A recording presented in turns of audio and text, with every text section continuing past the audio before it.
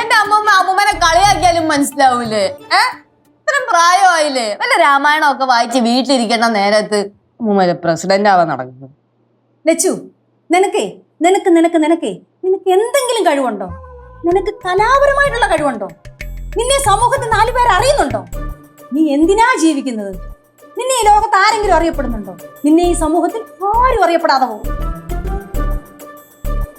അമ്മൂമ്മ ഒരു സത്യം പറഞ്ഞു. അമ്മൂമ്മയാന്ന് ഞാൻ നോക്കൂല കേട്ടാ. നീ പടവലത്തി ഒന്ന് അന്വേഷിച്ചു നോക്ക്, ഈ ഭവാനി ആരാന്ന്.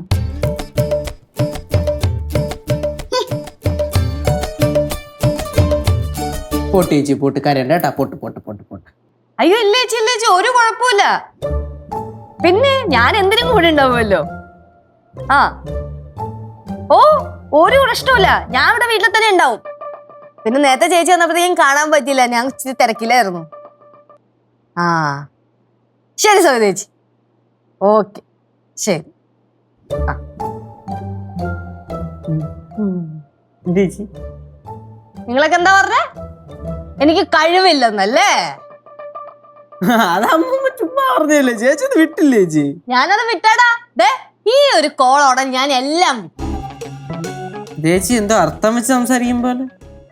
മോനെ കേശുവേ, ഈ ലോകത്ത് മനുഷ്യന്മാര് പറയുന്ന എല്ലാ കാര്യത്തിനും ഓരോരോ അർത്ഥങ്ങളുണ്ടടാ.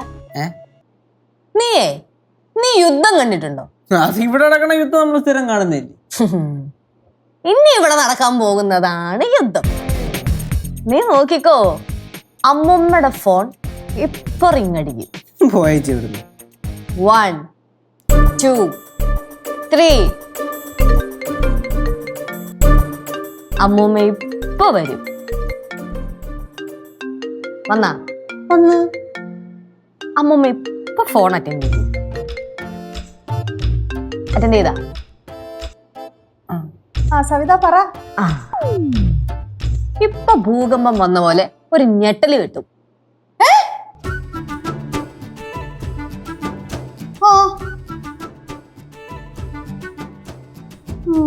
ഇപ്പൊ ഫോൺ കട്ട് ചെയ്തിട്ട് കലിപ്പില് ലക്ഷ്മേന്നും പറഞ്ഞ് നിലവിളിച്ചോണ്ടൊരു വരവില്ല.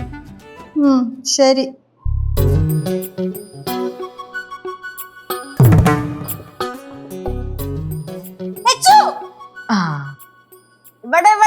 ഇവിടെ കമോൺ.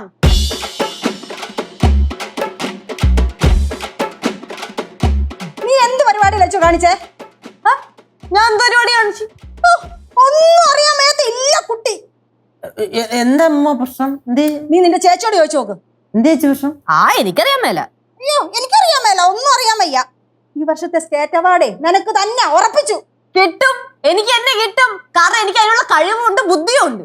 ഇത് ബുദ്ധിയല്ല, കുരുട്ട് ബുദ്ധിയാ. കുരുട്ടാണെങ്കിലും ഇരുട്ടാണെങ്കിലും ബുദ്ധി തന്നെയാ. ഇപ്പൊ എന്താണ് പ്രശ്നം എന്ന് അറിയില്ലെന്ന് പറയും. എടാ എവളാ സവിതയെ വിളിച്ച് പറഞ്ഞേക്കുന്ന എവള് കുടുംബശ്രീ ചേരാവുന്നു. ഞാൻ മലയാളത്തിലല്ലേ പറഞ്ഞത്? എവള് സവിതയെ വിളിച്ചു പറഞ്ഞെന്ന് എവള് കുടുംബശ്രീ ചേർന്നോളാമെന്ന്.